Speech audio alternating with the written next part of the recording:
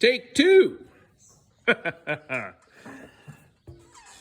These gear shift knobs that I bought at Amana today from a good guy, Norm Minert, $7 a piece.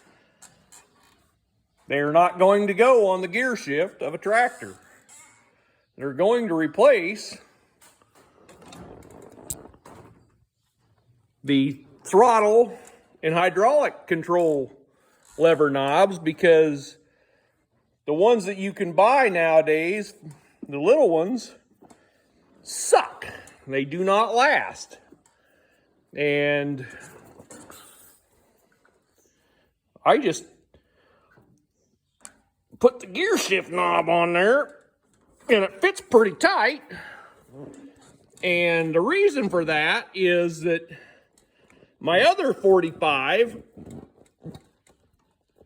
came with one, and I don't remember if it was, I think it was the throttle. Doesn't matter. Could have been hydraulic. But I liked it. And one of these stupid little ones wore out on the other handle, and I had an extra gear shift knob, so I put it on there. My buddy Mike's giving me a hard time about it.